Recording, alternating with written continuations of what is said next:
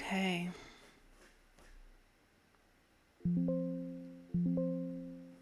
Cool. Hello everyone. Welcome back to another playthrough of Nier Replicant. Last time is that we were...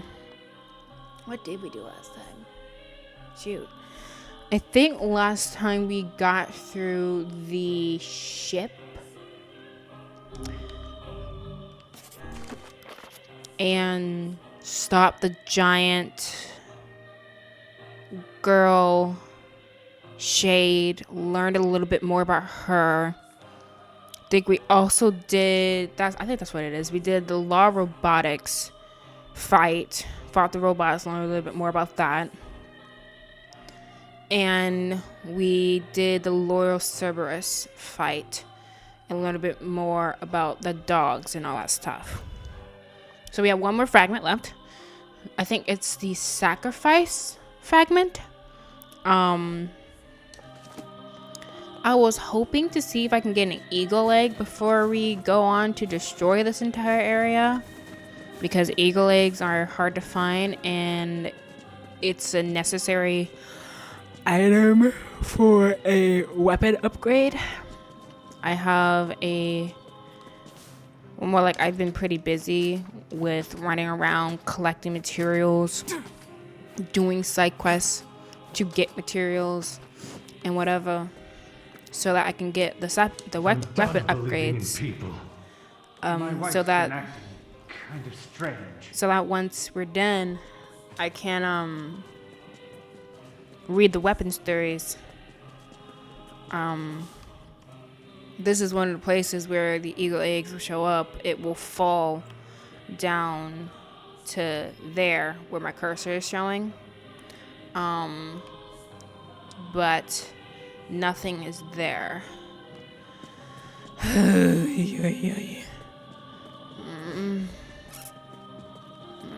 Fine. I guess we'll leave for now and we'll move on to the main story. So here's the game plan for today. Main story, get the last fragment of the key. We're then going to do a side quest in the Forest Myth that will allow us to get a weapon necessary to get ending C. I actually was able to go off and get one of the weapons I was missing. We're missing only one, I believe, and that will put us in the place we need to get ending C. Technically I don't have to do that side quest in order to get the weapon. Apparently you get the weapon automatically upon getting ending B, but I want to do the side quest because maybe we'll add more to the world, and I like side quests. So yeah, main story, side quests, and I think that might be where we stop actually, because I'm worried about ending B involving a lot of reading, and I'm still getting over a sickness, so I don't want to have to voice act and it be awful, because thus far this ending has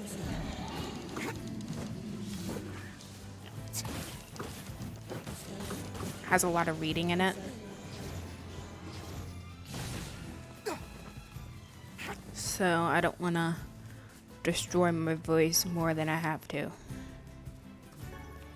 Because I am getting over sickness, I will not be talking too much.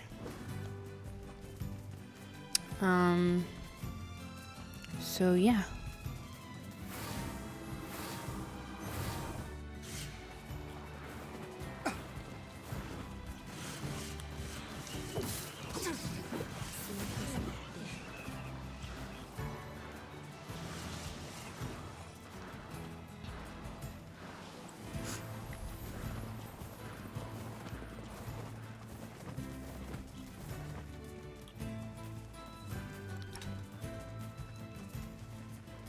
Oh, another thing I was able to do off screen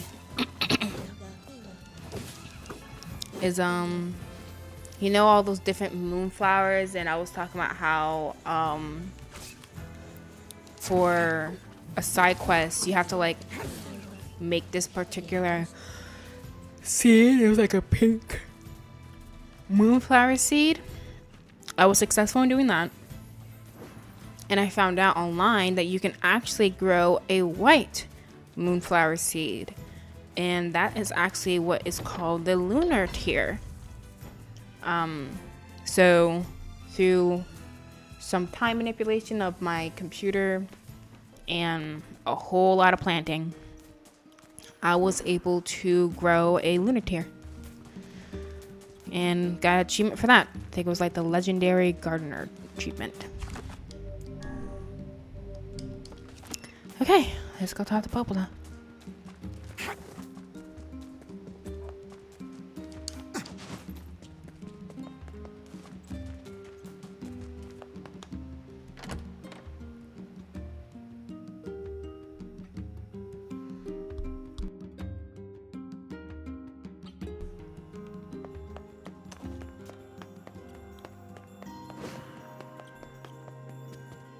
Oh wait, no.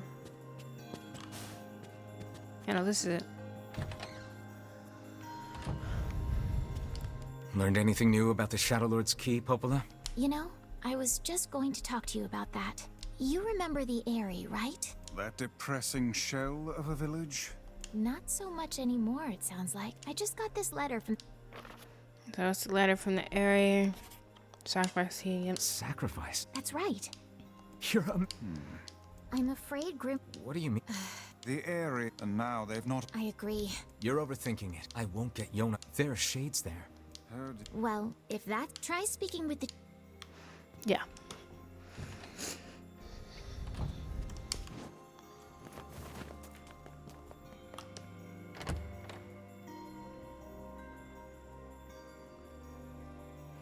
So the Aerie again.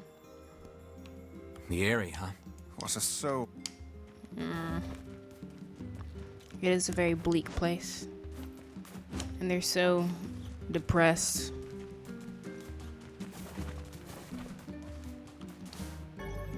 Dang it. Let's hope it'll be a giant egg. I really do. Thank you.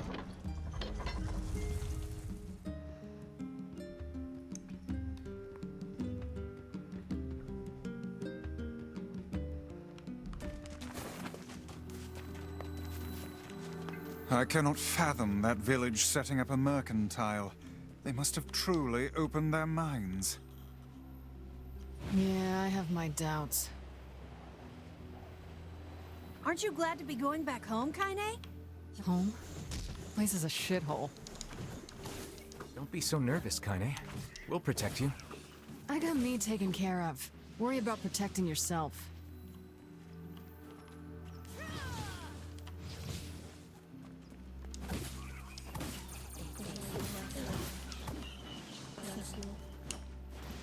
If my fighting seems weird to you, it's because I'm checking drops. These guys sometimes drop things I need for upgrades.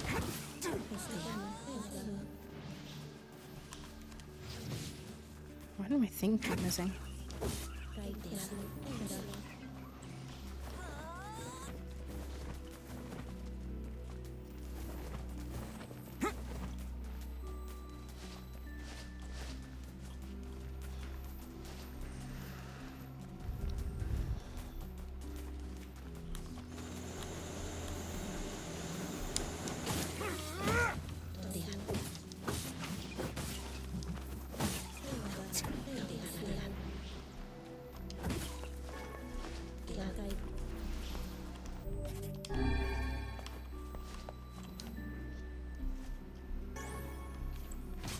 Ooh, the village. It's home to so many terrible little memories, isn't it, Kaine? Shut up, shut up, shut up!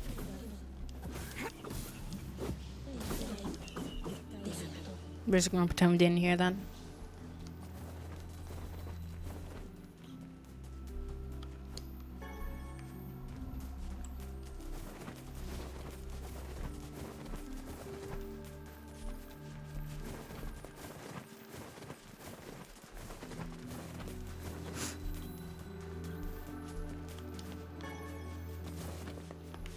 Wonder how long it's been since her grandmother has died.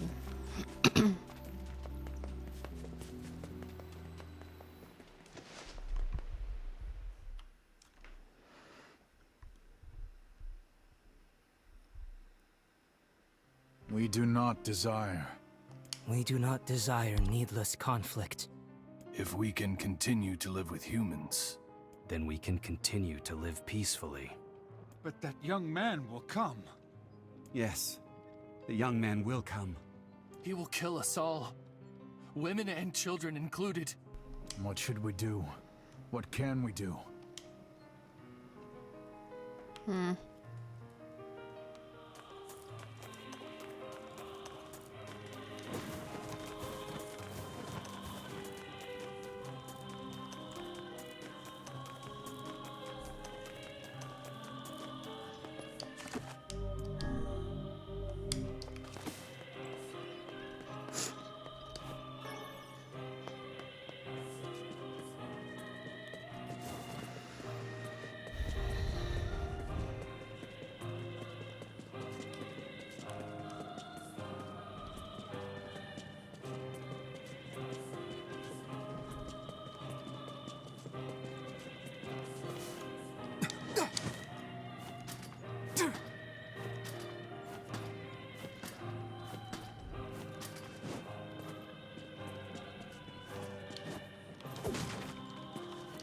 It's over.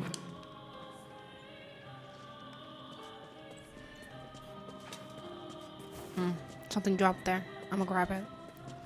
I hope it's an eagle egg. I think I only need one for the upgrade. Let me check actually. I can check. Oh, it's clay. Merda.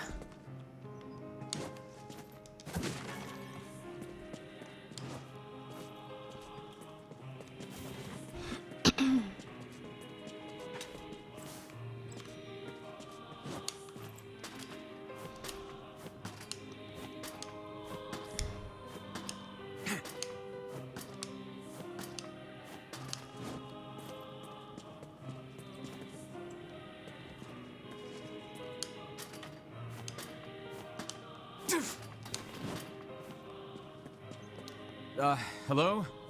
We're here from Popola's village. It's all over. We came to ask about the letter you sent. Our days are numbered. Our village is doomed. As cheerful as ever, it seems. You're the one who wrote the letter, right? I don't know about any letter. What the hell is going on here? It may be faster for us to take our inquiries elsewhere. Let us ask.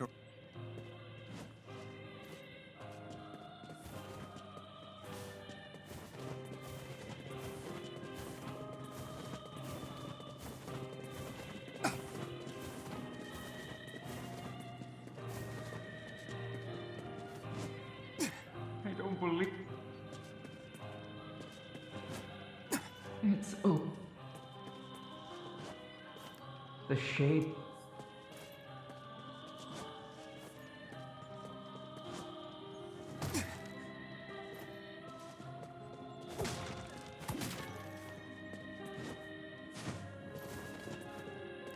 Everyone will perish. Everyone. I'm too scared to trust anyone.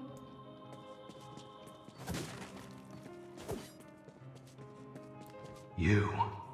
I know you.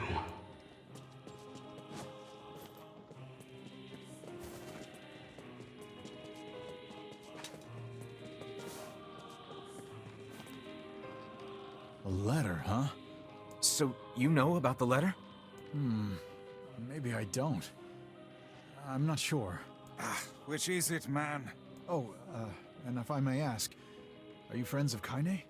You could say that. Ah, I've heard the rumors. Here to hunt shades, are you? Indeed. Our aim is to defeat every last one. Every last one? Everyone? Everyone. Everyone. Everyone. Vice! Beware, this man is a shade. Damn it! It's a trap! I figured as much. You guys sure are taking your goddamn time. 1,000 apologies. We were distracted by the local welcoming party. Want some help? A carnival of murder? I love it! Yeah! Kaine, the villagers are possessed! But not all of them. Some are still human, so be careful.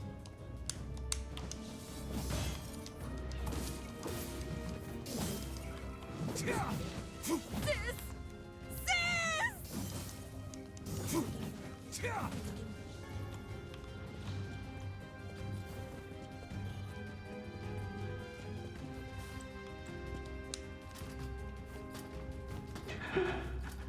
I can't tell who's human anymore.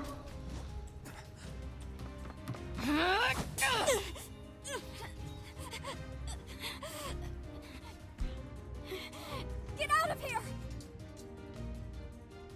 No way! I'm not going to abandon my own sister! Kaine, what's going on? Don't be fooled by this lady. She's a shade.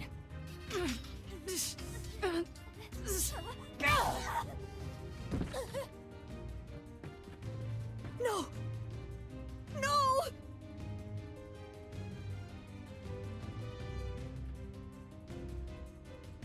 You people are the monsters here! Stay back, kid. Your sister is one of them now. I don't care what she is! She's my sister, and I love her.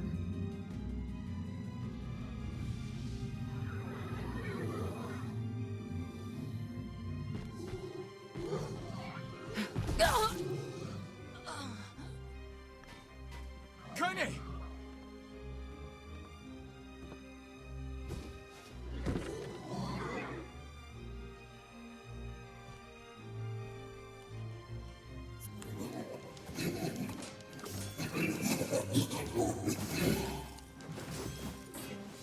Stop it! Don't hurt my sister!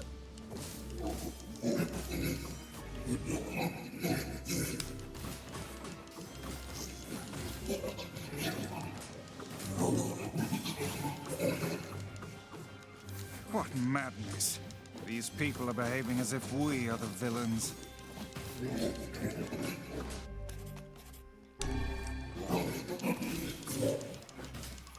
Kaine! Kill them! Kill them now! No! You've got to stop this! We're trying to save you from the shades! Please, you have to stop! Emil! Villagers are under... Emil, watch Kaine. I'll go clean up over there. All right.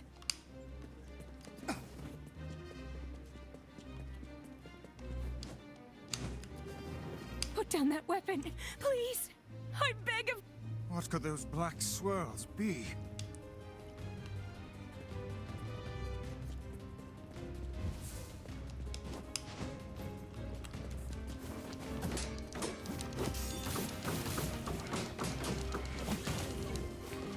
I blame you for all of this!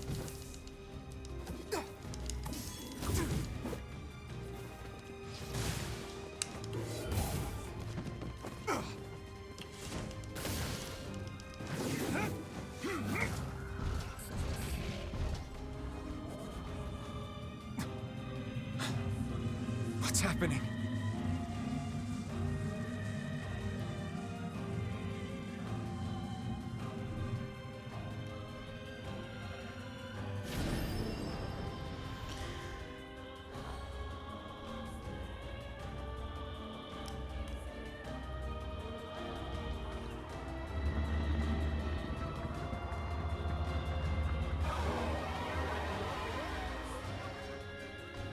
By my pages, is this beast a shade as well? That thing sucked up the villagers. No! If we keep this up, we're gonna kill them all! We can't let that happen!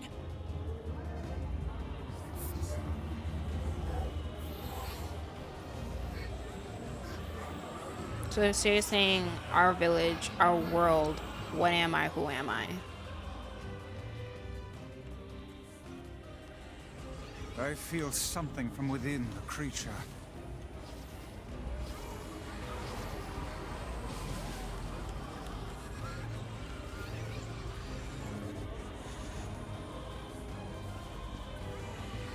Is this the combined power of all those shades? It will take more than a barrage of magic to stop us. The first to waver is the first to die.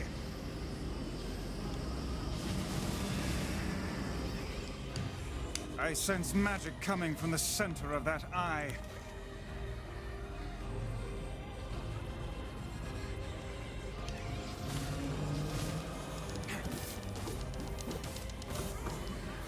Looks like... Wait! I think those are actual people! Hold nothing back. Those are shades.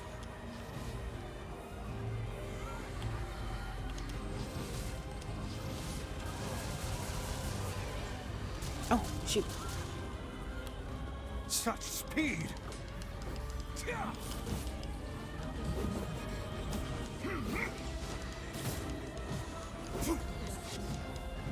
The surrounding tentacles appear to deflect magic.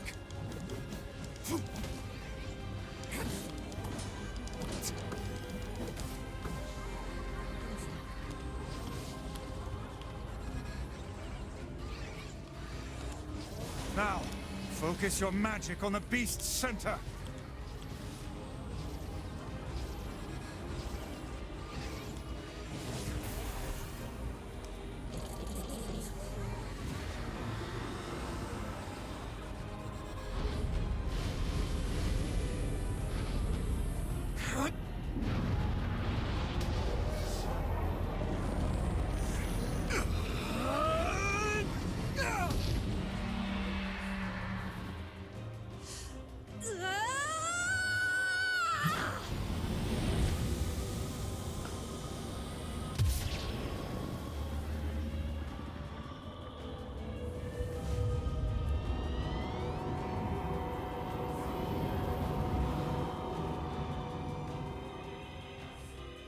Look out! Something's coming!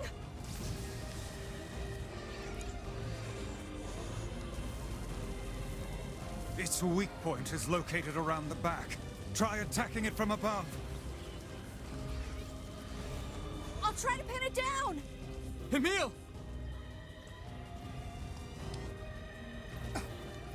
Emil! I'll keep it busy! You should be able to attack! From behind! Go around and get it! Please, hurry! Emil can handle this. We must circle behind the I need creature to get at higher. once.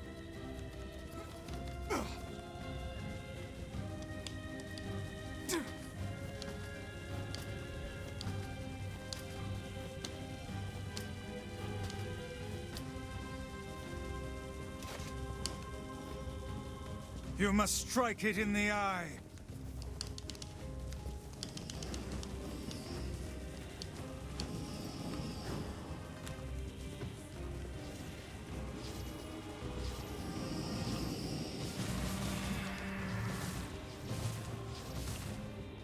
Did we get it? It is escaping to the inner level. I'm coming! Gotta catch my breath.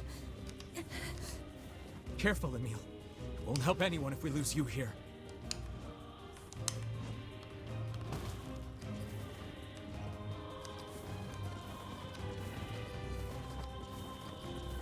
God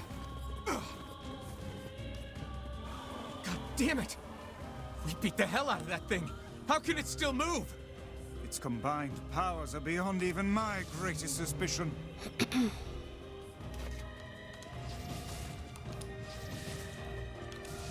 Come on! Help me take it out! I'm on it.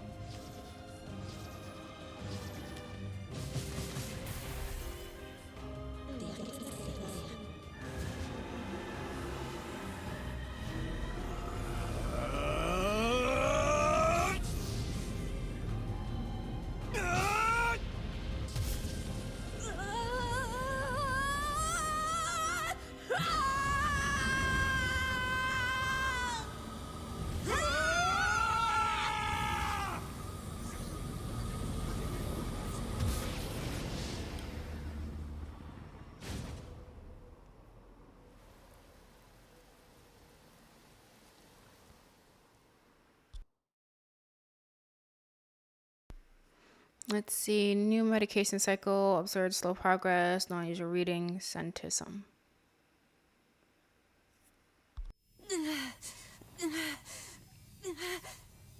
Emil! Emil, wait!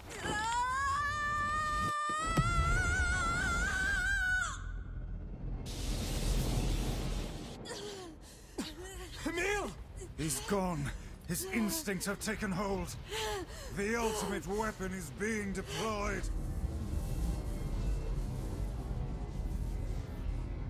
Ah, fuck! This ain't good, Sunshine!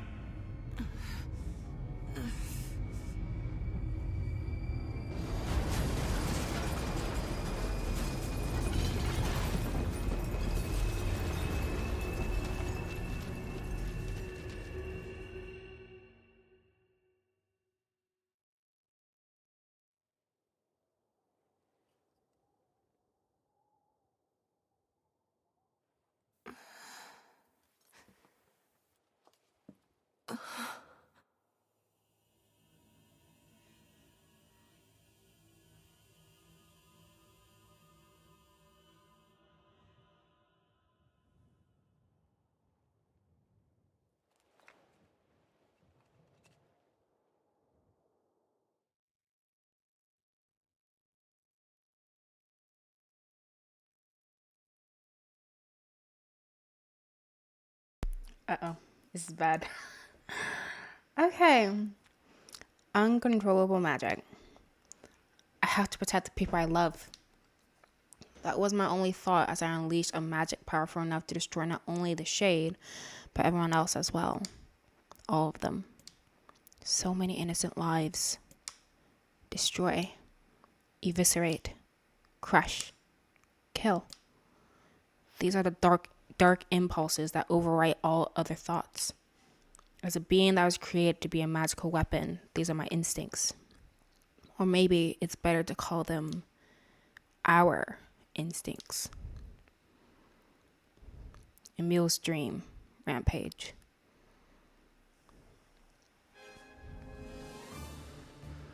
A klaxon sound from deep within the bowels of the laboratory. Thick metal shutters drop down, sealing off the room with a series of dull metal thuds. Abort the experiment. Number 6 is out of control. Everyone get out of here now. Get out of here. The researcher's words are abruptly cut off as a massive hand materializes out of the gloom and lifts him high into the air. The researcher begins to scream. He screams and screams, the sound echoing off the walls of the laboratory, until the hand squeezes down, coating the room in a deep crimson hue. The rest of his colleagues stand in silence, mouths open, unable to process what they have just seen. Then a female scientist takes a step back and lets fly with a heartbreaking wail. But this is a terrible mistake, for the sound of her cry suddenly brings forth a monster in all of its terrible glory. Its body is a bloated corpse, its head a grinning skull, and it is massive, many times the size of a human. The head lolls from side to side as it tromps around the room on all fours, bringing to mind the wild maneuverings of some wretched, starving beast. This creature, this thing, is experimental weapon number 6, also known as Halua. No! Oh no, please stop! Oh God, save me! Save me! I don't want to die! One by one, the maddened cries of the researchers are silenced. If number 6 understands their petitions, it pays them no heed, instead continuing its rampage of destruction and slaughter with a focus that borders on obsession. After an eternity, the screaming stops. The alarms fall silent, and only then does the creature make a sound, howling out with an unfathomable roar that echoes up and down the empty halls of the blood-soaked laboratory. It's a sound that curses those who had dared to bring such evil into the world, and yet one that also seems to be pleading for help.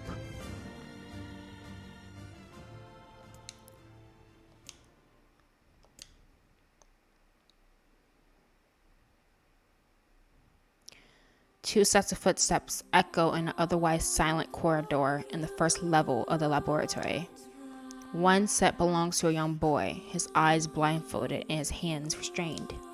The other belongs to a severe man in a long white coat. The man drags the boy along by means of a long chain attached to a set of shackles on his wrists. Rubble is scattered here and there across the floor of the corridor, making the journey an exceedingly difficult one for a boy who cannot see. Excuse me? Could you please walk a bit slower, sir? I'm not used to being blindfolded, and rather than stopping, the man only increases his pace, causing the boy to stumble in an attempt to keep up. This last humiliation proves too much, and the boy finds himself unable to arrest his fall. Without the ability to brace himself, he topples to the floor, smashing his head on a pile of debris and causing a trickle of blood to worm its way down his pale, frightened face. Agonized by the pain, the boy inadvertently opens his eyes, causing the falling drops of blood to emit a strange crackling sound before transforming to tiny white rocks. "Close your damn eyes!" roars the man.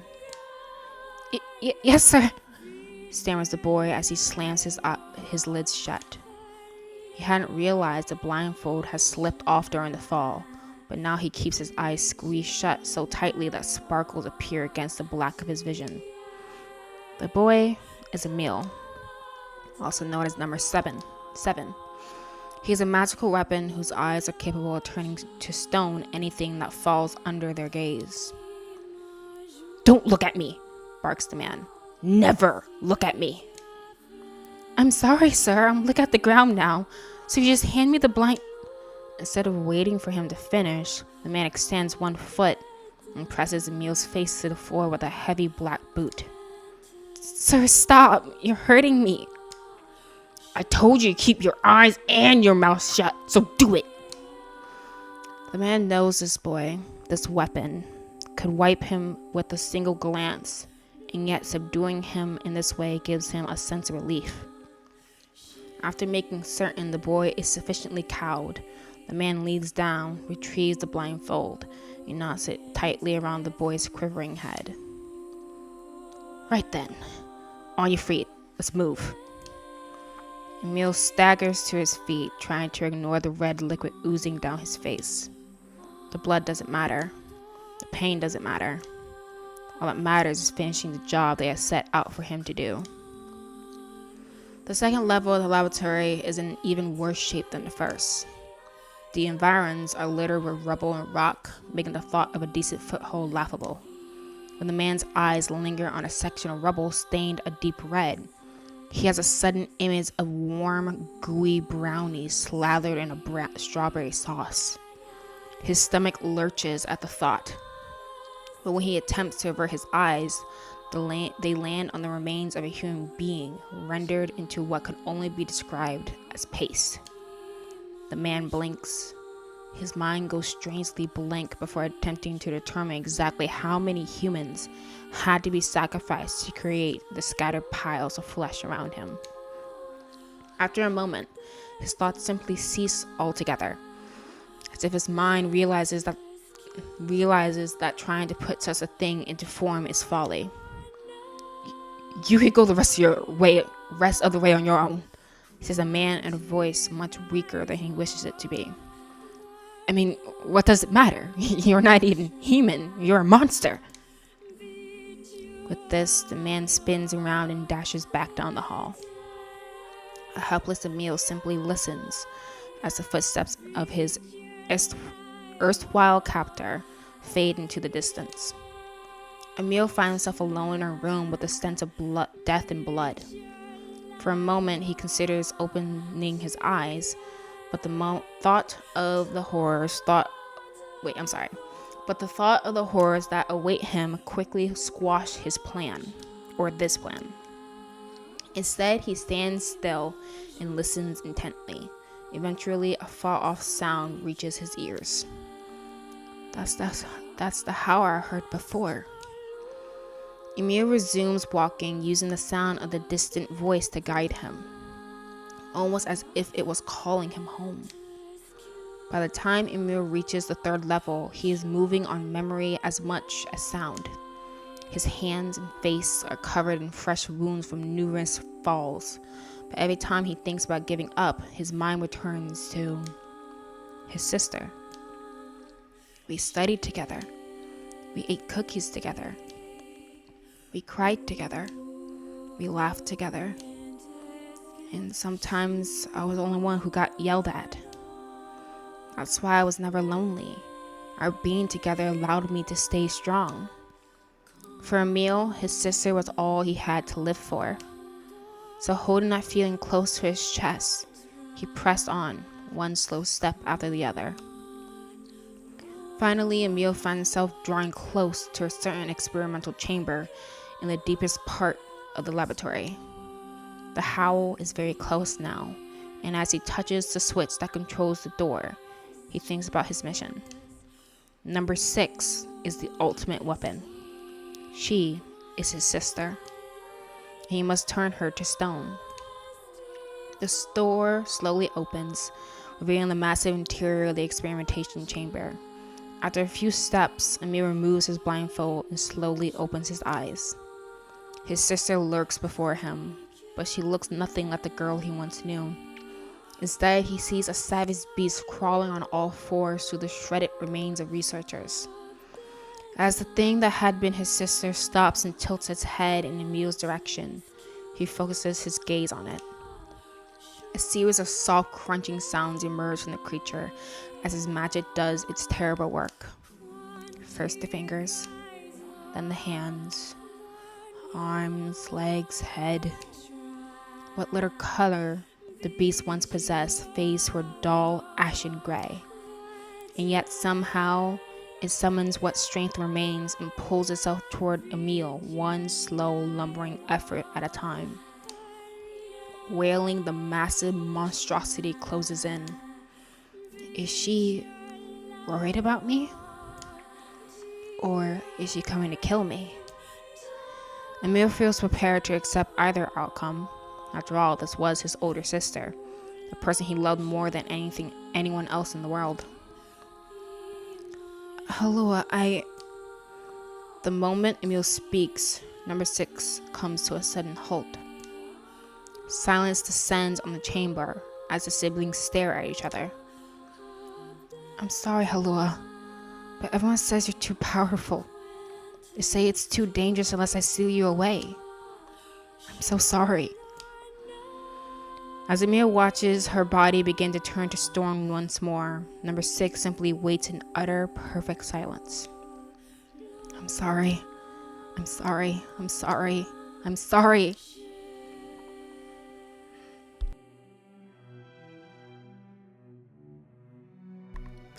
The moment number 6's petrification is complete, her memories flood into Emil's mind. The two of them huddling together in the cold, all alone in the world with no one to protect them. All she wanted was to save her little brother. And yet, it was that little brother who, in a sense, saved her. The moment the petrification is complete, Emil sinks to his knees. A frozen sister and a little brother racked with sin. Alone in this cold cage, the two of them weep in a single silent voice.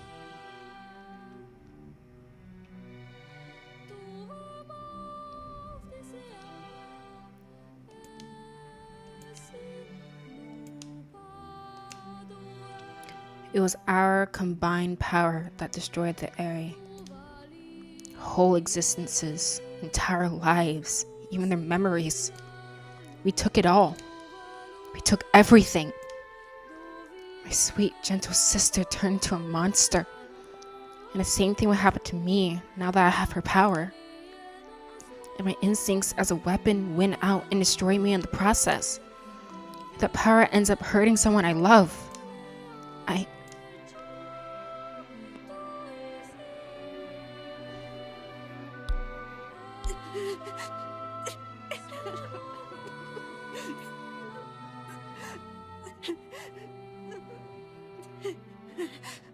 What have I done?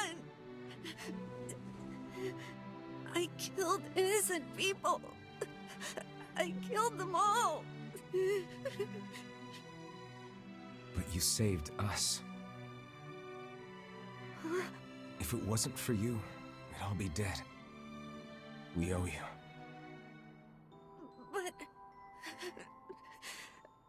But I... It's all right.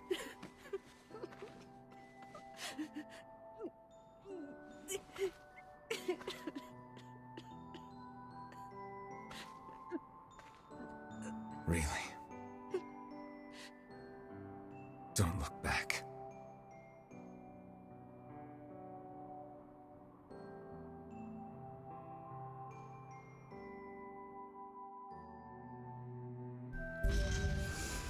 Sacrifice key fragment obtained.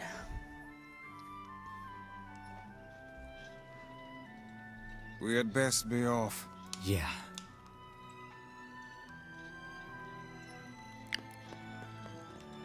And yet again, we have destroyed the Aerie.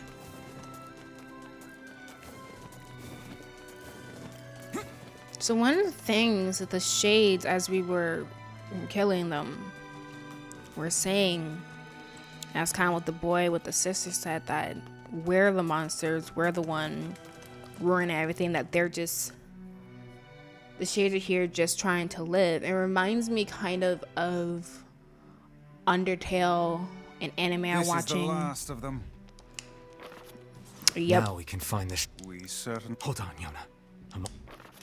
Yep. No, not.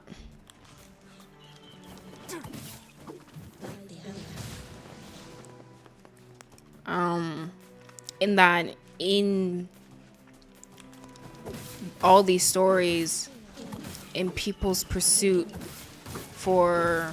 We should return to Popola and see if she has any final words for us.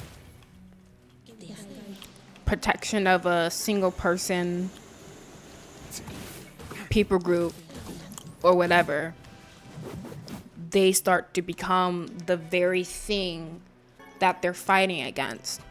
You even have kind of that trope in AOT where you have Hanji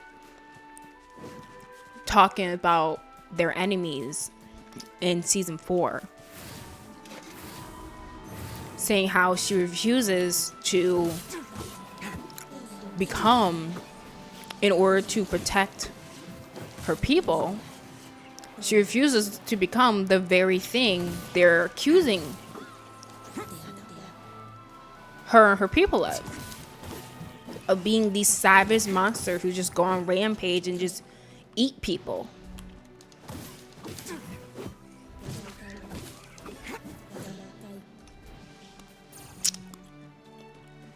And you have in that show the group of people Hanji and the gang have to deal with later in season 4.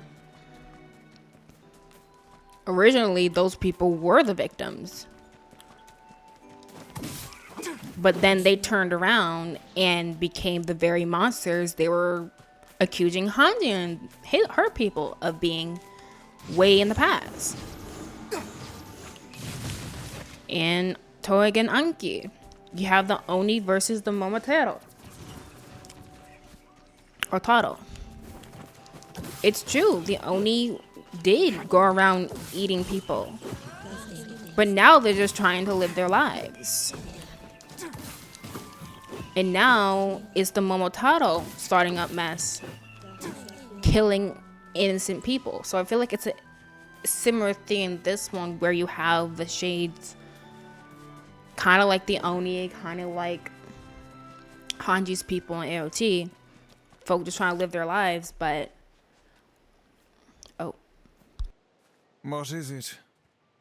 So, we can finally save Yona now, huh? It would appear that way. What is it, lad? You've quite the pensive look on your face. Listen, I need your advice. It's about Kaine and Emil. This upcoming fight with the Shadow Lord is gonna be rough. And while I'd do anything for Yona, I'm not sure it's fair to drag the two of them into this. Are you truly worried about such a thing now, after all our merry little band has been through? Hey, the fuck's this hot garbage you've been spewing? Someone's been eavesdropping, eh? Kaine, Emil, look, I just... Wanted to leave us behind? Why, so we'd be safe? Fuck that. Kaine's right. You accepted me. You told me we'd be together no matter what happens. Now it's time for us to return the favor. Don't make me start talking about loyalty and debts and all that. You know I hate mushy shit. But... If it makes you feel better, we're not doing it for free. After we rescue Yona, we're totally gonna call in a favor of our own. We're going on a journey to cure Kaine's possession and restore my body. It's gonna be tons of fun. Just think of all the delicious local foods we can try along the way. I'm gonna eat way more than my fair share. So you better get ready to pony up. Thanks, you two. We're gonna rescue Yona. I swear it. I wonder if there's an ending or something where you do heal Kaine and Emil. But I marvel at how relatively simple a task this retrieval process proved to be. It is almost as if someone deliberately set us on this path. You're overthinking again, Vice. But... I don't care if it's a trap. Yona's waiting for me and I'm going. I see. you have a similar thing in this. Like, it's a bit different from where you have it in like AOT and Touhougen Anki. Heck, even in Undertale, where at one point with Touhougen Anki, the Oni were a problem. With AOT, the people of Paradise Island were a problem. In Undertale, there was a time when the monsters were a problem. In this one, it doesn't seem like there was ever a time where the shades were like everyone seems to be suffering, trying to severely harm humanity. It's just they were a threat to humanity. So that's the difference, but they all have a similar thing of you have these two groups of people fighting, and one of the groups, in their efforts to quote unquote protect themselves, become just straight up evil, or become the very thing they're claiming the other side is. So like Nier finds the shades to be these disgusting monsters, and as you can see, slowly but surely he's becoming that very thing in an effort to destroy the things he perceives as monsters.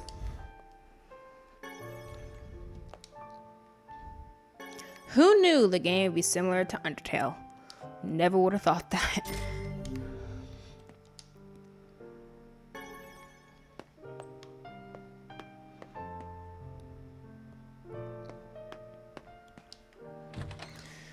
Okay, so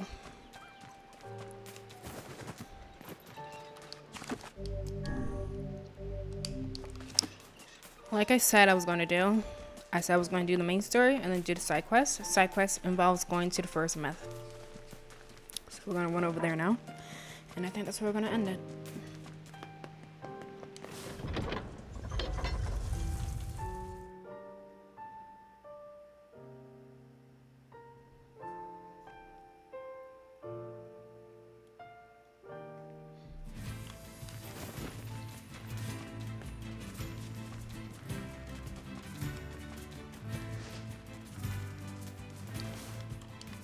Okay, so apparently in the fort, after you get the last... Oh, let me kill this guy. Not you. Fine, I guess I kill you. I want to kill this guy. They hold necessary things.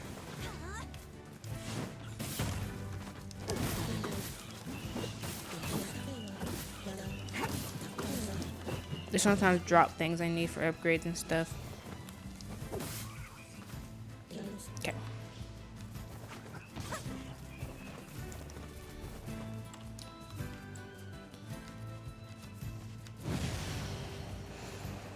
So apparently for some meth, there will be a fortune teller.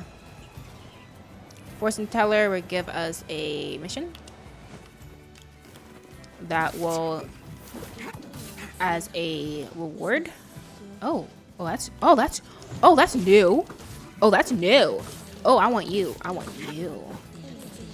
Chota. It spews like fire or something. What is that? Hello. Oh, no. It was one of you guys. Never mind.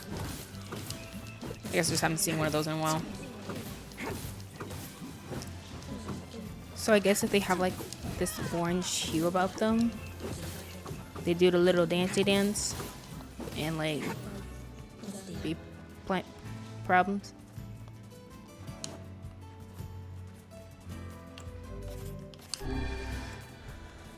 Uh-oh, it's gone. Whoa.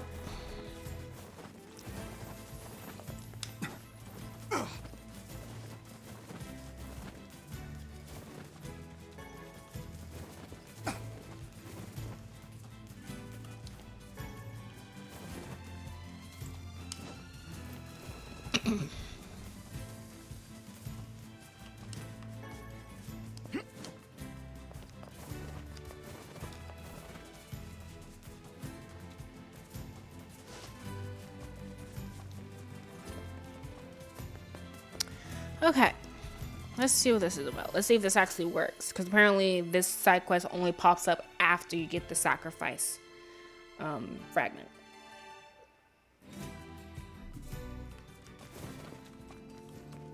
So there should be a fortune teller. There it is. Hi. You look like something's on your mind.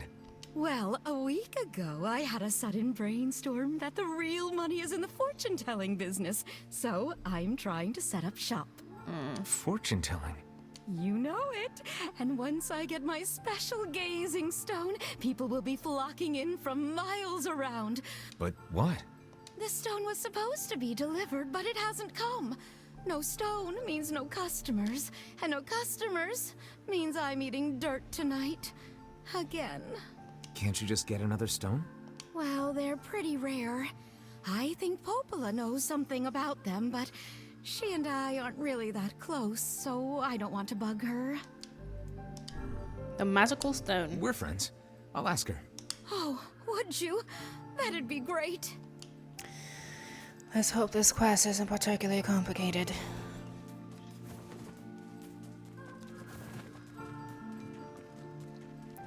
Going to Popola.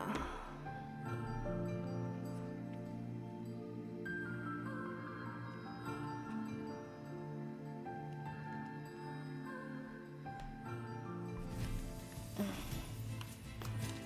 guess I'll do this. I can talk a little bit, not too much, about a anime I watched last week called Buddy Daddies. 12 episodes, or like 13 episodes, something like that. Premises: you have these two hitmen. You have Ray and what was his name? Shoot. How did I not remember your name? That's actually a dang shame.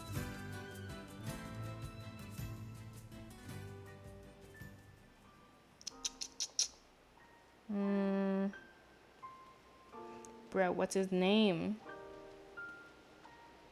Kazuki, there it is. Ray and Kazuki. They are two hitmen. And it seems like the type of jobs they do is like they take out mafia people or like people who are like selling folk. Those type of people, crap people. So they're not like people who just be like, oh, go kill this dignitary. So it seems they kill terrible people. Well, on one of their missions, it was on Christmas Eve, and they were going to kill like this really bad mafia guy. And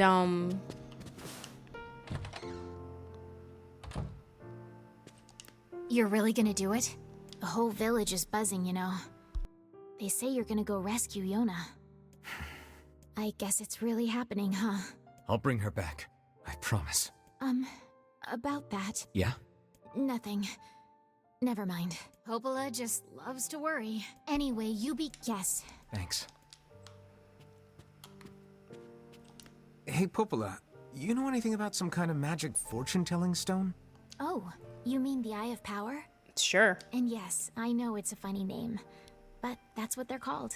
Why do you ask? Helping someone out. You have any idea where I can get one?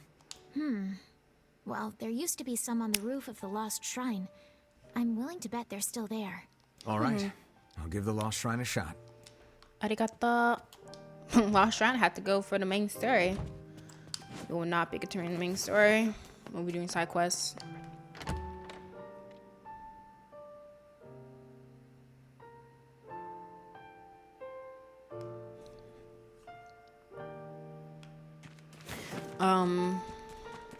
So yeah, on this one day, on Christmas Eve, you have Rei and Kazuki on this hit to take out this guy. This little girl runs onto the elevator. And goodness, why can't I remember the little girl's name? That's actually a dang shame. You should be shaming yourself. And I am. What is her name? Let me see.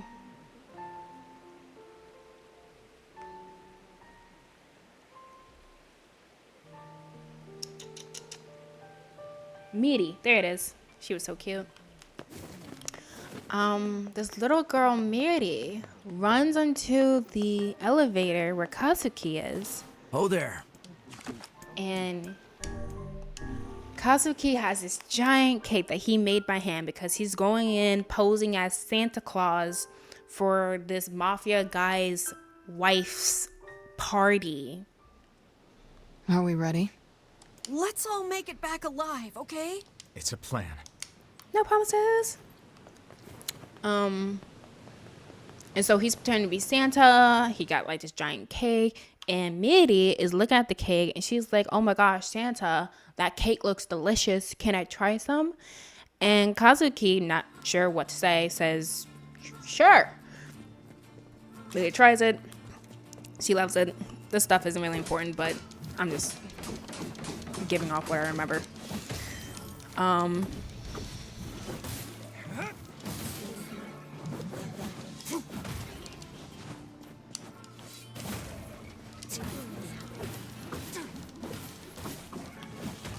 Awesome. And they, long story short, they finished their mission. They killed the mafia guy. But this girl, Miri, came here because she's like, I'm looking for my papa. I'm looking for my dad. And she was told by her mother, who sucks, that her dad is there.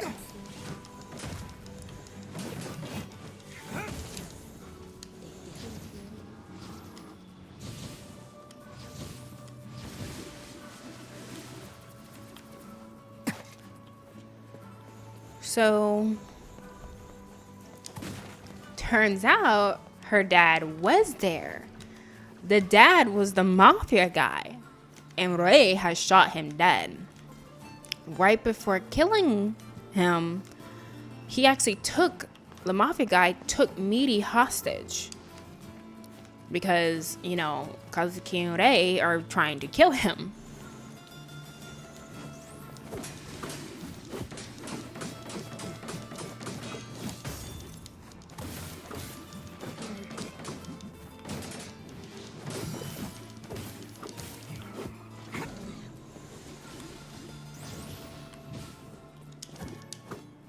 Nice.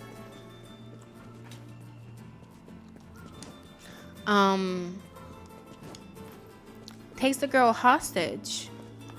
Let me see. She said it's at the roof of the Lost Shrine where I can find this stone. Gotcha. To get Miri out that situation, Kazuki is like, hey Miri, I'm your papa. And so she's like, yay, she jumps into his arms and then like shoots the mafia guy who's actually Miri's father in the head. He's dead now. So they killed her father, who she was trying to look for, and she now believes Kazuki is her papa.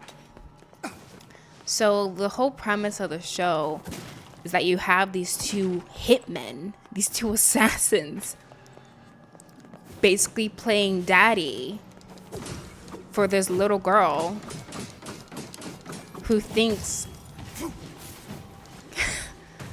they're her fathers. Well, at the very least, Kazuki's her father, and Rei is like father's friend, uncle. She calls her papa too, though. And it's just these two guys. Oh, how did my cursor get there? These two guys who are truly just buddies, being daddies of the same girl. It was such a fun time. Oh my goodness. It's a good light-hearted show. Good laughs. It's really cute. Miri was adorable. There was a part where they had both Kazuki and Rei were both like, we gotta do something, because like they're hitmen. So there was a point where they were like doing their jobs, their hitman jobs, late at night because they were playing and taking care of Miri during the day. But it got to a point where they had gone like 3 straight nights without sleeping.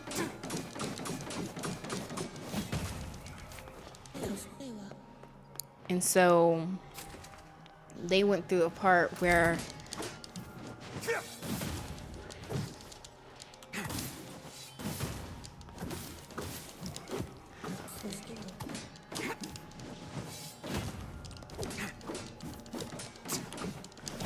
they're looking for daycares. And they had an interview at a daycare one time. And they, I guess, put themselves both down as her father. And so the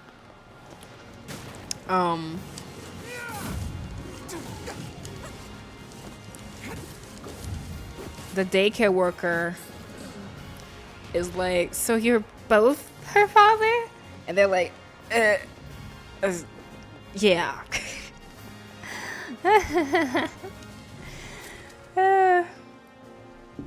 Because they no. It's so funny. It's so funny. There was a part at the beginning of the show where they're about to kill someone and they get a call from the daycare. And the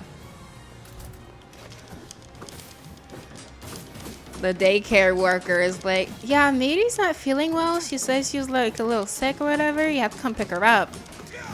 And Kazuki is just like, hey, what the heck? They're saying Miri's sick. We have to go pick her up. And Kazuki is just like, what happened, Ray? And he's like, nothing. It's just she may have been a little bit sick when I dropped her off. Just like, what? You took our daughter sick to school when she was sick? And here this guy just saying, just like, their daughter? What? Comedy.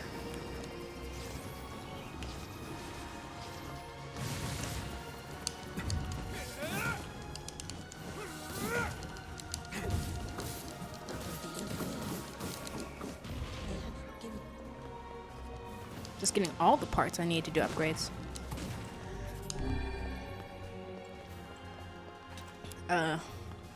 It's so funny. It's funny because no. I appreciate the show not once had them at all be romantic. Like, I would say Rei tolerates Kazuki. And Kazuki likes to sleep around with different women at different brothels. So, yeah, no. But it's really funny and sweet that in the end of the show, they're able to keep Miri, and they raise her together as friends. After Rei is able to leave his terrible family, because he's like the son of a mafia boss. They run away. He runs away from that situation. They escape to some different city, and they raise Miri together. It was such a sweet end.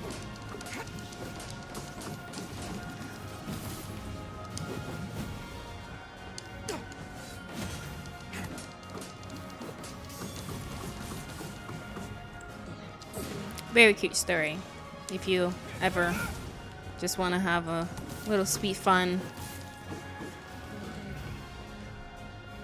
watch a light-hearted show with some pretty good action scenes, cute situations, good comedy. That is one. I feel like if you like Spy Family, you'll like this one.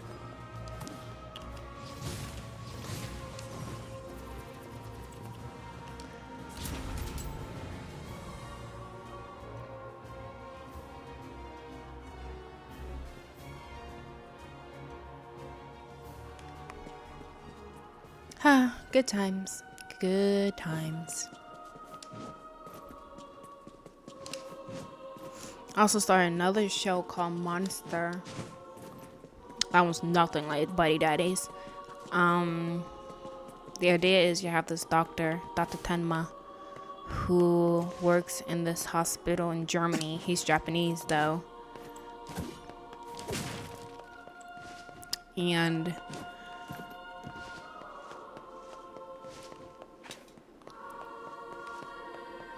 you have this dude who's really just trying to do his best to genuinely help people. Is there something over there? You know, I never tried moving this before. Where would I move this?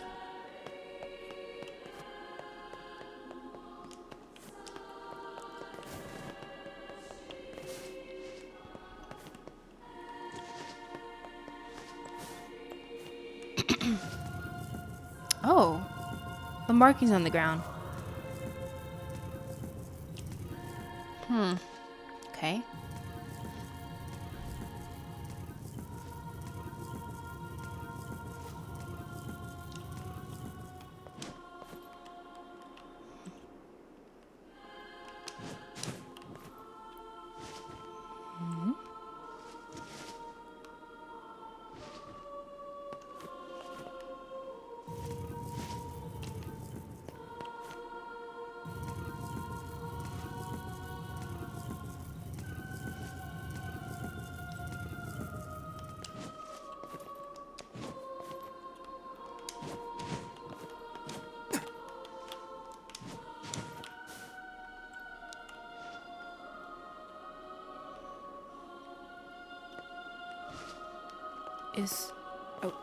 Is something supposed to be up there?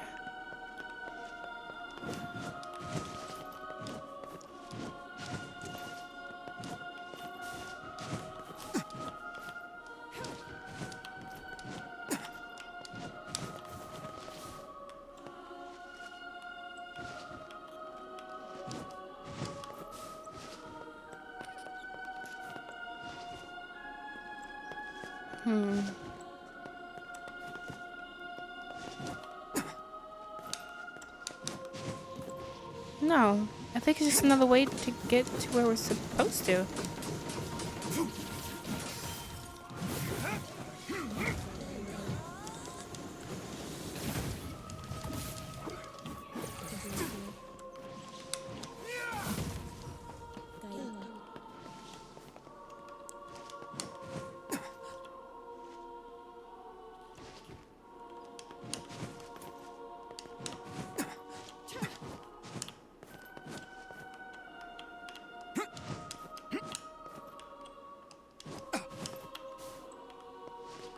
I'm not seeing anything.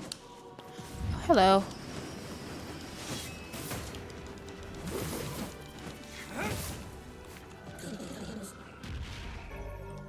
This must be the Eye of Power.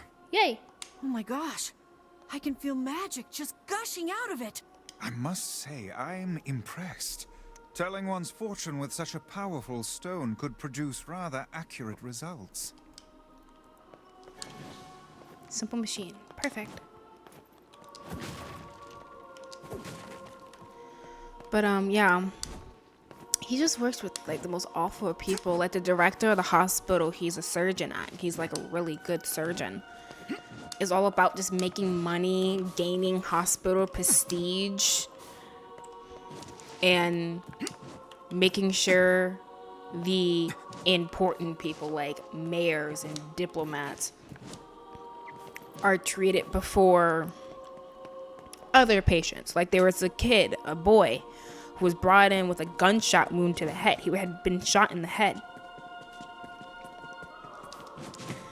And Dr. Tenma is about to operate on him. He's literally scrubbed in, ready to start the surgery, when someone, the chief of surgery, I believe it was, comes in and says, "Hey, Tenma, you shouldn't be in here. You need to be in another operating room." And Tenma's like, "What's going on? I'm about to operate on the boy. He came in first." He's like, "No, the director of the hospital wants you to operate on the mayor. He had a cerebral clot. He had a clot or something in his head." And Tenma's like, "The boy came in first though, and it's a very delicate procedure. I'm positive I can do it. I can save the boy." But the director's, "Whoa. Oh, wild. Flashy hat. Oh my."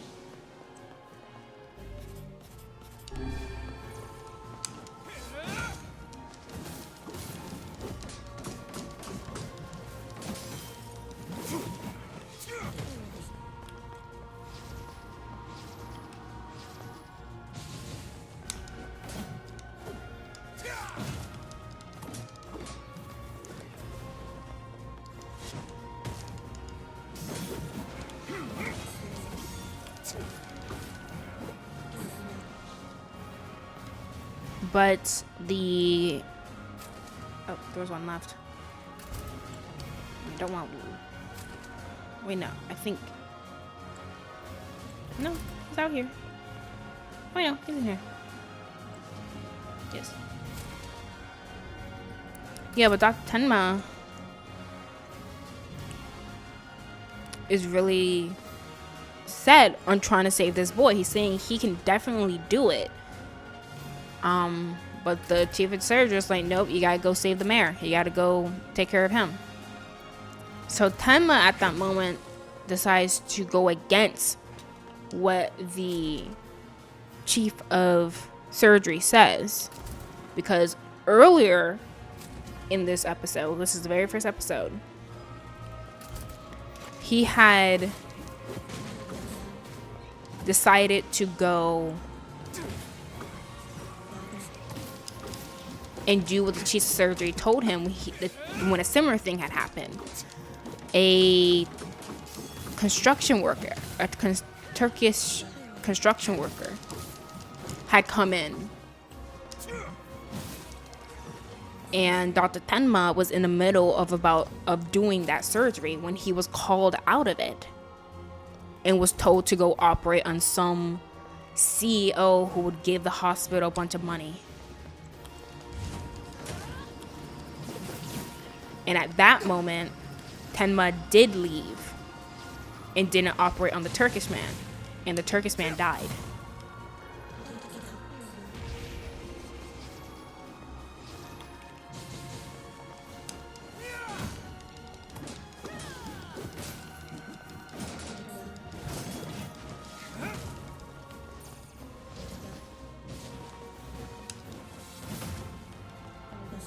So he didn't want to make the same mistake with this boy, and so he decided to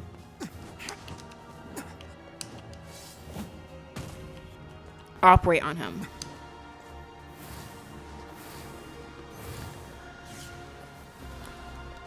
this time around. So he does the operation.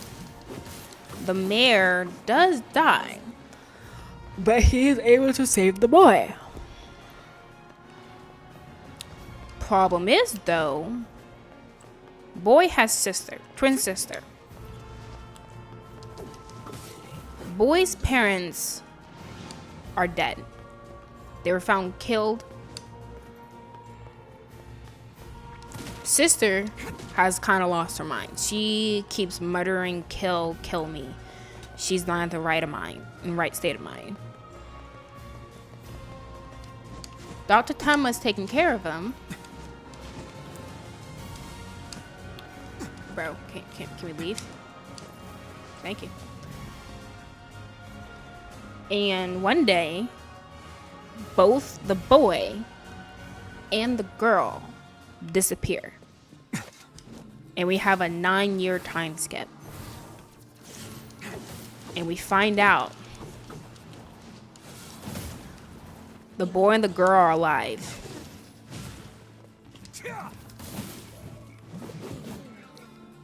The girl has been taken in by a foster family. And she's doing pretty good.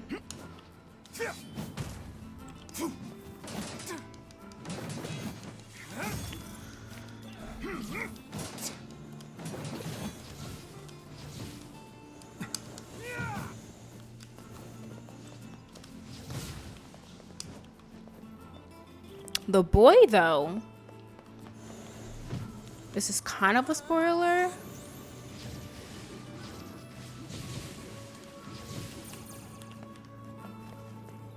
He is going on this murderous rampage. He is responsible for a bunch of deaths.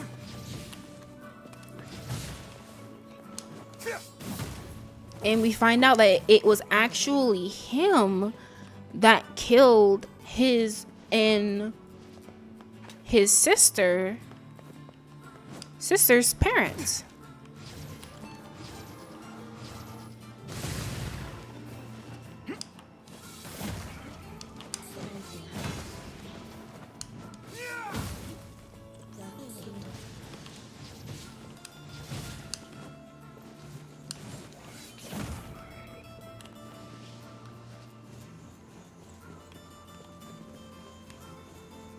Oh, someone's just going crazy up there. Oh.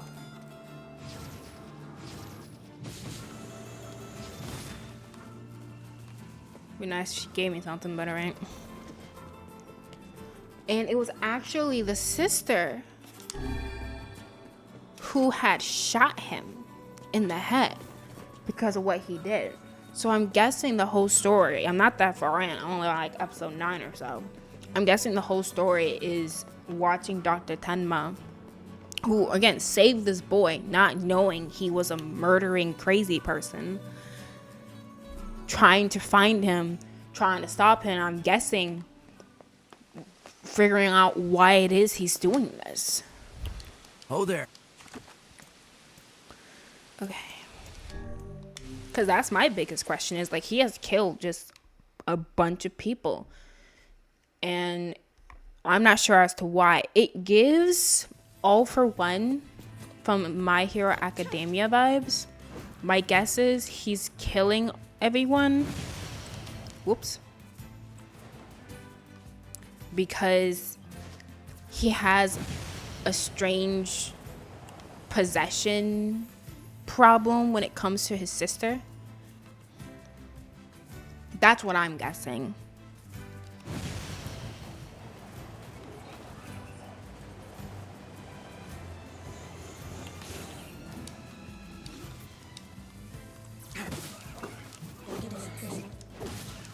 And I say it gives All for One because that was All for One's in My Hero Academia. That was his problem. He was obsessed, had this very strange attachment to his brother, Yoichi. Acted like he owned his brother. And literally killed a bunch of people to get his brother back because he felt like his brother was his property.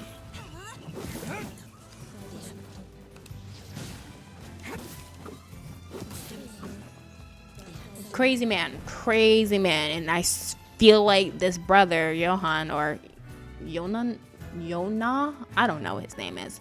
I think it's Johan.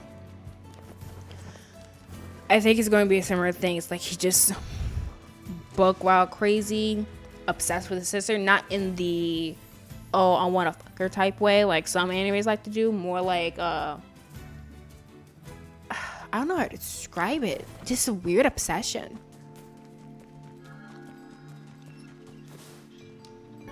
Like not even to the level yours brother has in Spy Family. Well, did you find my stone? This work for you? That's it. Oh, thank you. Oh, and while you're here, how about a free reading? Come on, it's the least I can do. Decline the offer for now. I'll listen to the fortune. What is it? Sure, might as well. Let's see what the eye has to reveal. Probably utter nonsense. Just garbage. Where are we? I don't know. Never seen this place before. Shades! That confirms my suspicions. What cheek. Dreams? I refuse to believe that we were simply whisked off to some alien land. Yeah, I suppose. I was right. There we go.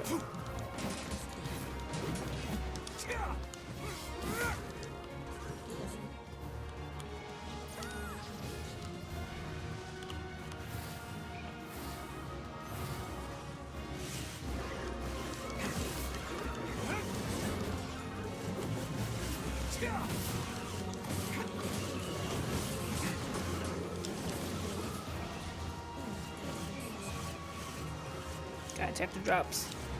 There we go. That's something I need.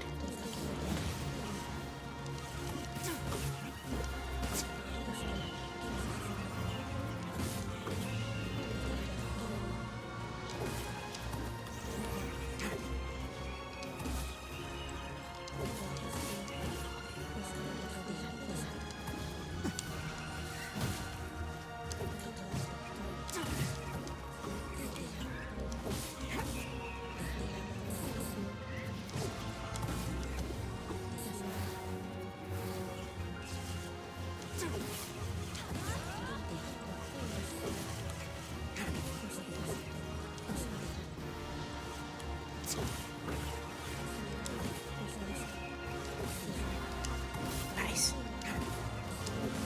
Got some good drops.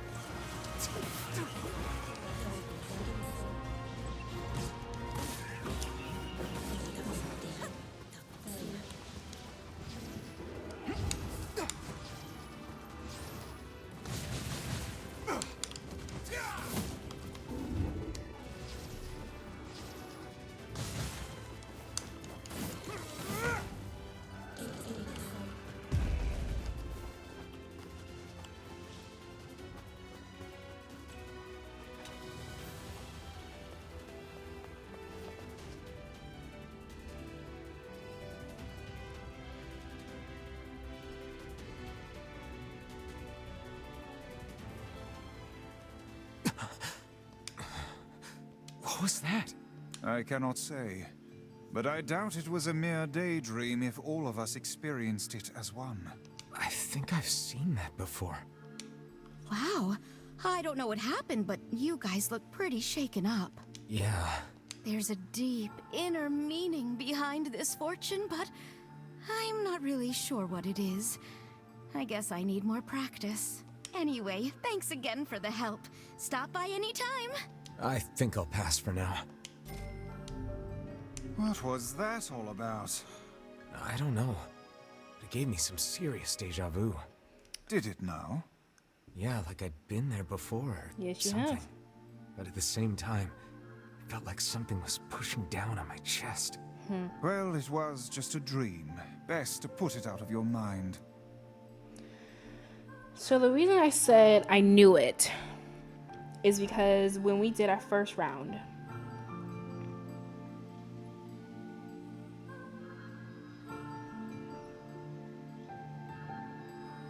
of this game, we had done a crazy time skip. If you remember how the game starts with your characters, Nier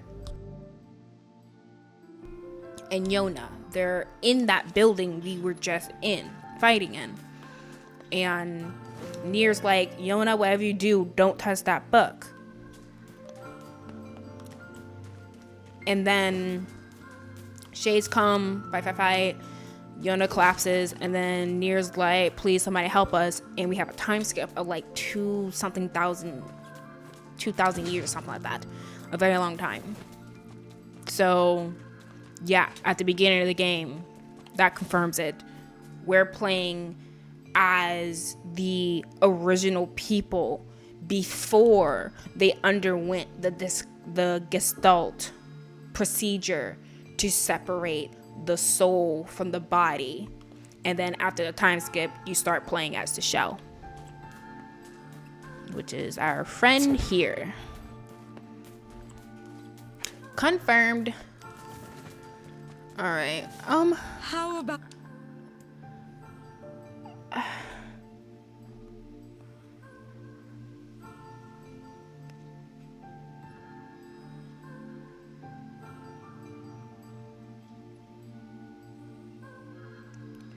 It says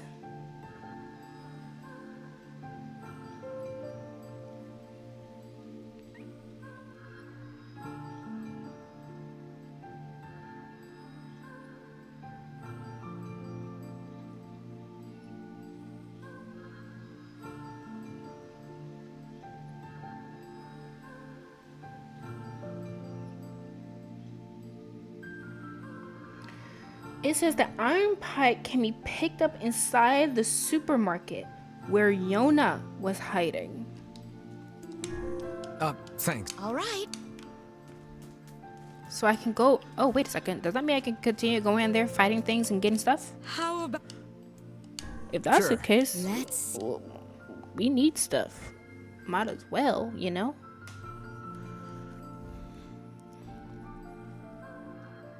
Where Yona was hiding. What are they talking?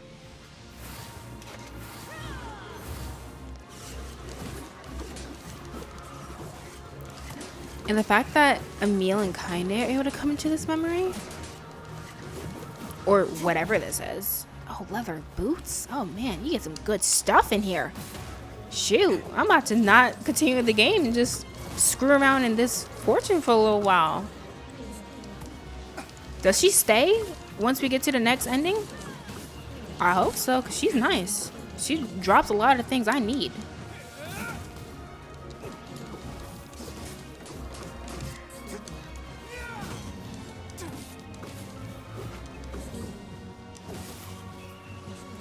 Ooh, different enemies too.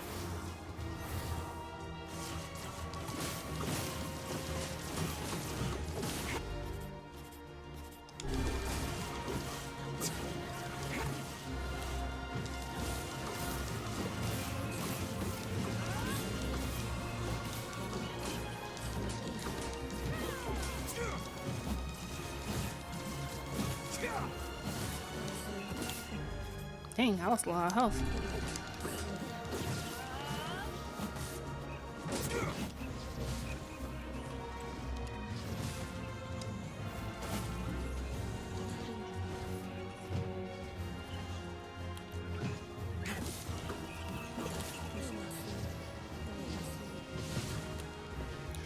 I think they mean you go in here and you can pick it up. There it is.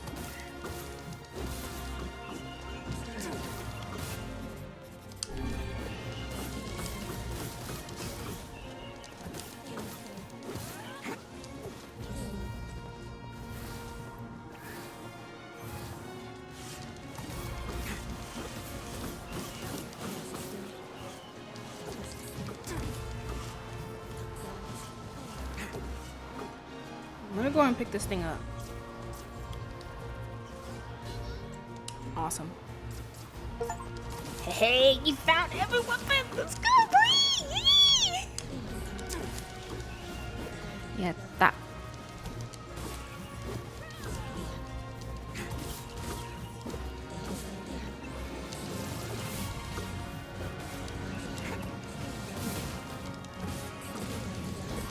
Don't need that.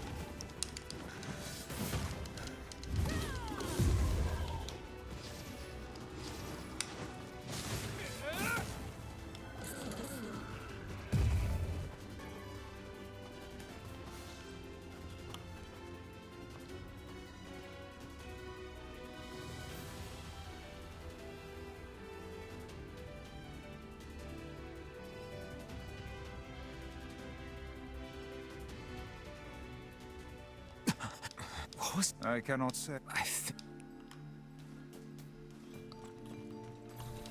We now have every weapon in the game.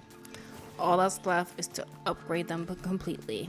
So, because we done a lot, we fought a lot of things, and we have collected some rare items, I say we go to Junk Keep. See if we do any weapon upgrades. And that's where we're going to end it. I think what I'm going to do is I'm not going to continue the game just yet. I'm going to do some stuff off screen, and I'm going to keep going back and forth from the Lost Shrine, killing folk and killing things, so I can get even more rare items.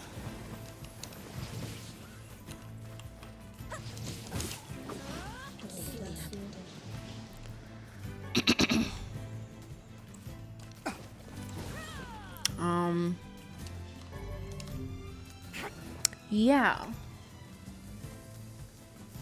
Gosh, place is like crawling in these things right now. Yeah, I don't have the patience.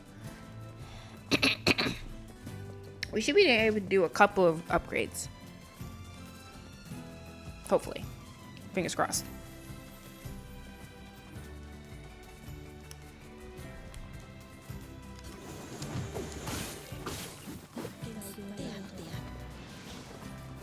Ah, too bad nothing drops an eagle egg.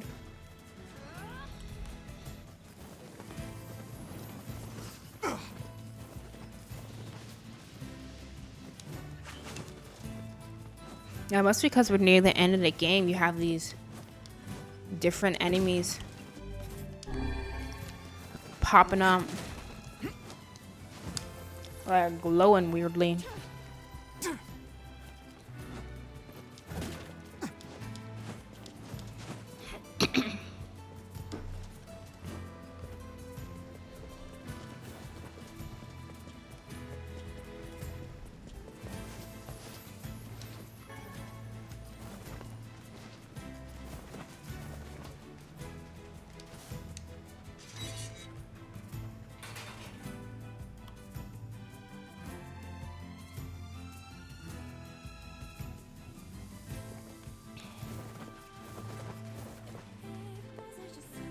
Alright, seriously, things we can do.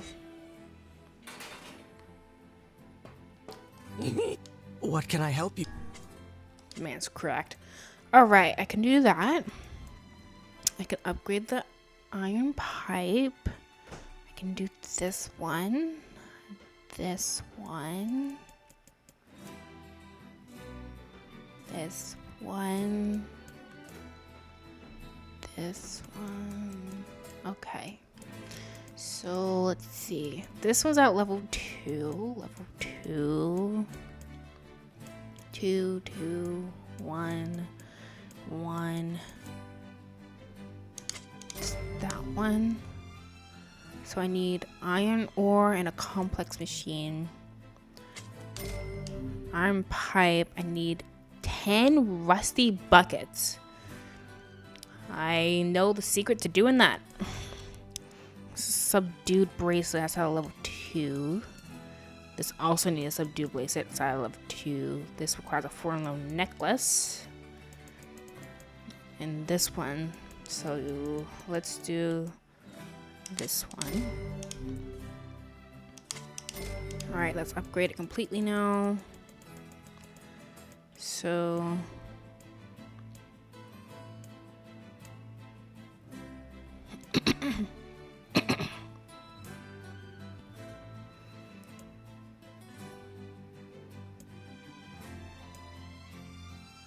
okay.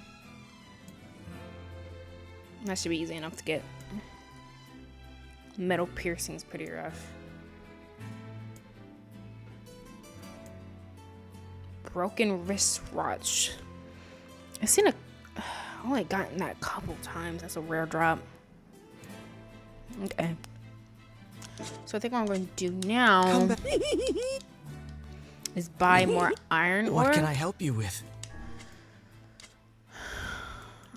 Because I keep needing this.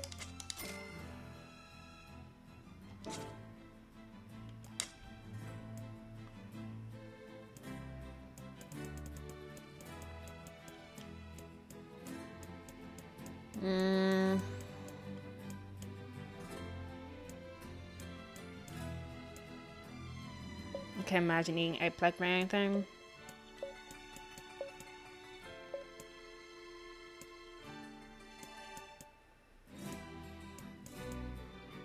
I can grow pink moonflower. I can grow indigo flowers. I need that stuff. No. Goodness gracious. Okay. Make sure nothing else crazy happened. Some indigo flowers.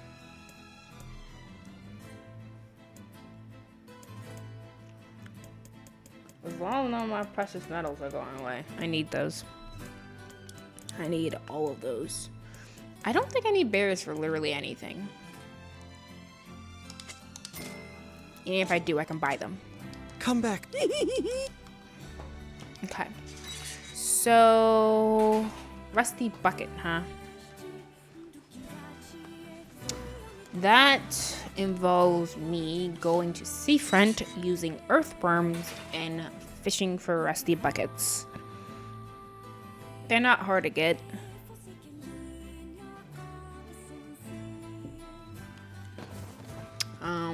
But it's also not the most interesting thing in the world to watch me do.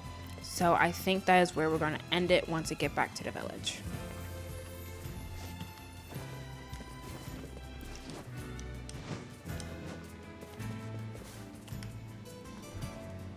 It is time for me to get back to my anime binge and to eventually get to sleep because I need to get up kind of early tomorrow. Not really, like 9:30. Because I need to take my car into the shop for a state inspection. Yay, we love doing things. No, I don't. I want to stay home. But I'm overdue, so I gotta do it. Once we get pulled over, I'd be like, sir, I'm literally just about to do it. That is where I'm going currently.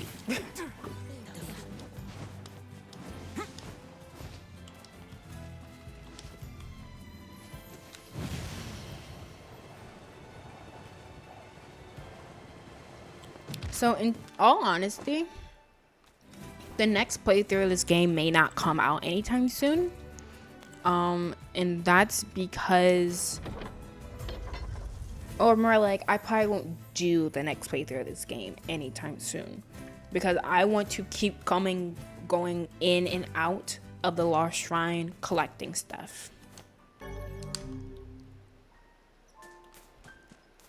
Because it seems like those stronger enemies with really good drops are happening a lot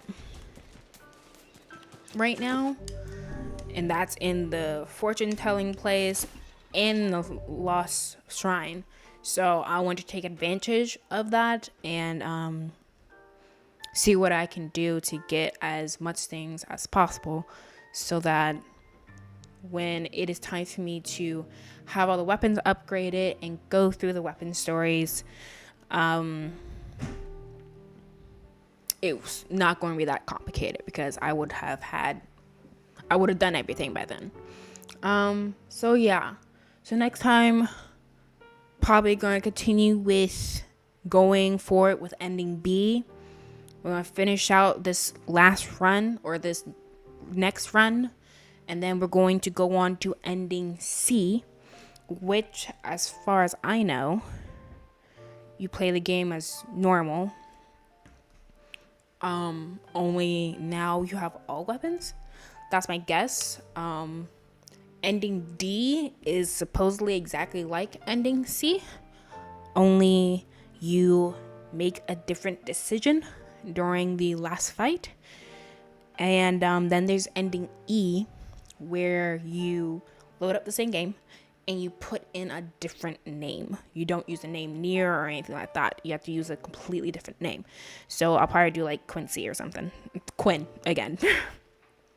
The Return of Quinn. If you watched the DDLC playthrough I did, yeah, Doki Doki Literature Club playthrough I did, you know Quincy. He's a crazy one. But yeah, so we're going to go through that, and then that will be it for Nier Replicant. So kind of almost done, kind of not almost done. Still got a lot of endings to do, but I don't think it's going to take anywhere near as long as it took to do ending A. So look forward to that for the future. So that is it for today. Thanks for watching, and I'll catch you on next playthrough. Bye bye.